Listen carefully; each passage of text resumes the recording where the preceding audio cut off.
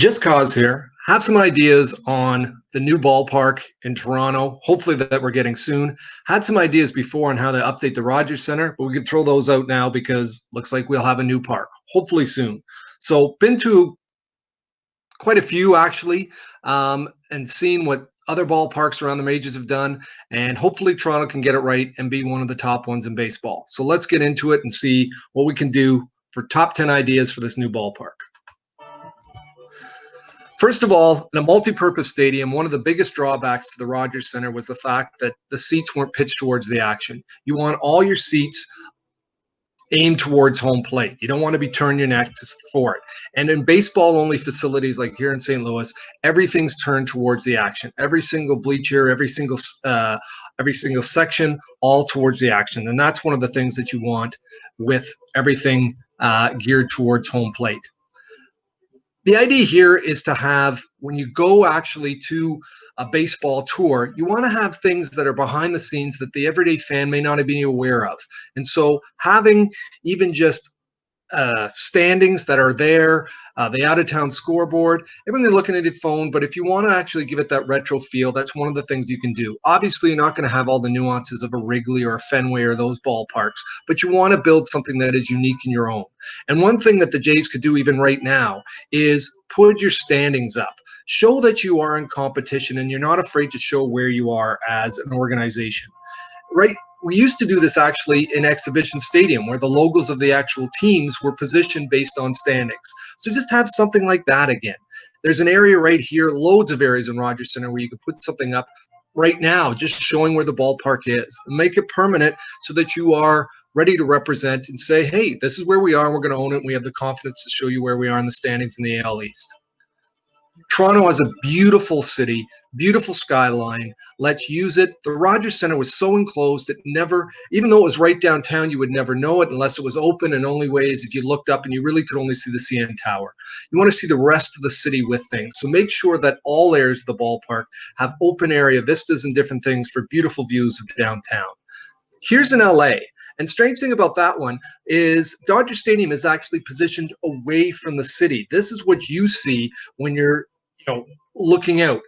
And they've got, Chavez Ravine, which is beautiful. We don't have that. We've got a beautiful downtown. So let's pitch it and let's look at it at the right angle.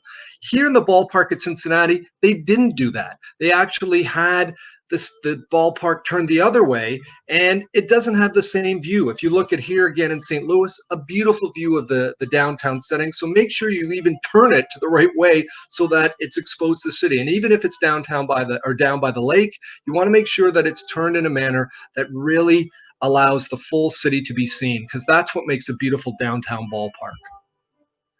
Now, whether or not they have grass, everyone thinks they will, but it's not an automatic. The new park in Houston doesn't. But one of the things the Jays, I was really hoping they would do sooner rather than later, is actually put dirt into this area. I know aesthetically around the ballpark, having this there kind of looks like faux dirt, but it's just carpet. And the whole idea is for player safety, not really aesthetics, because when you're going into the wall, your eyes on the ball, it's the contour of the change of the gravel that lets the player know they're near the fence. Just for player safety, this needs to be dirt. And I'm hoping in the new ballpark, I think it'll be a given, it will be. That's something even in the next few years until we get to that point, it should be considering player safety and making sure that that's it.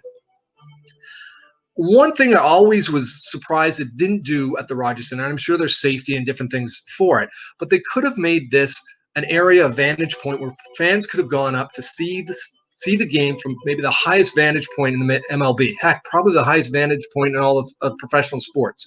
Utilize what you have. And this catwalk, you can charge people even to come up here. Hey, you want to see this game from the highest point? $10. You can charge people just to go to this vantage point.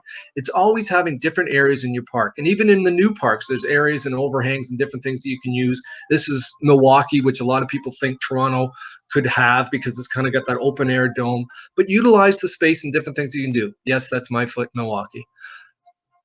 Big one, rename it. Please do not call the thing a center. It is a ballpark. You don't play baseball in a center. You play it in a park, a stadium.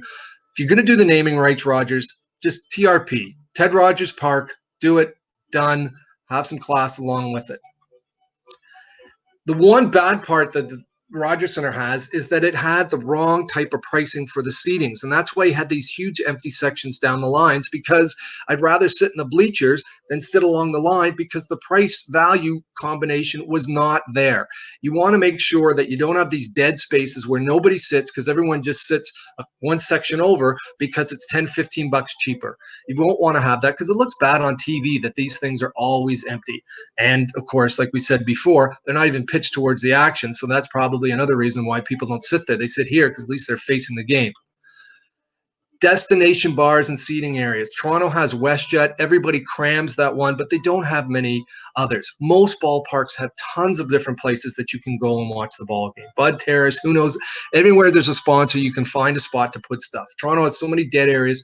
Put some more bars in other areas that you can watch the ball game. Nobody in the 21st century, particularly when we get to the pandemic, is going to sit in their seat for a full 9 innings. They're going to move around. They want plazas and different areas to go to. So give it to them. This is one up in St. Louis at the Bud Terrace. People will go to various vantage points to watch a ball game just because it's 9 innings. So the new ballpark should have a whole different vantage points to do things. And again, just get a sponsor and it's perfect. Couches, whatever, TVs, have a lot of them and have a lot of different options at your ballpark.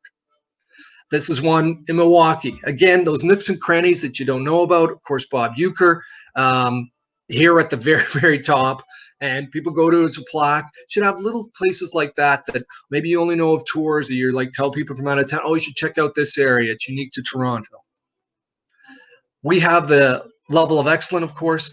Celebrate it more. Every one of those stars should have their own plaques and different things available. Celebrate. Toronto has a history now. Do it. You can do it within the ballpark, as they do here in Kansas City, and dot them throughout the concourse, or you can do it outside. Rest in peace, Mr. Gibson, one of my faves. That would be perfect way to really celebrate Toronto's rich history, because we've been in the ballpark, been in the baseball for a while now, and so this is a great way to celebrate it. Finally, make it a destination. You want it to be, you're going to build around this thing. It's going to be a money pit for Rogers, and there's going to be condos and other bars and developments, maybe hotels and different things, but it still should be the fact that this is the destination. And whether it's down by the lake or downtown, that will be, it will be the anchor tenant, and everything will be built towards it. Here in Washington, everything's been built around it, but the focal point is still the ballpark. So Toronto, you've got an opportunity to do it right and to make something really, really great. You've got a beautiful footprint downtown Toronto. That would be an ideal setting, but of course, got to worry about what we're going to do with the Rogers Center in the meantime. But there's so many opportunities to build up around here. And Rogers Center, you've done very well for the time period, but you got to have something great when the team's not that great. Everyone said, oh, it wasn't a problem when the team was winning. Well, that doesn't happen all the time. You want to make sure that you have a stadium that has all the various bells and whistles to make it one of the best in baseball, that people want to go to it from all over baseball, all over the world, that it's a destination regardless of how your team is doing. And if you do it right, Rogers, you'll be making a killing. Anyway, that was Just Cause, and that's top 10 things that the Jays could do for the new ballpark. Till next time, take care, everyone.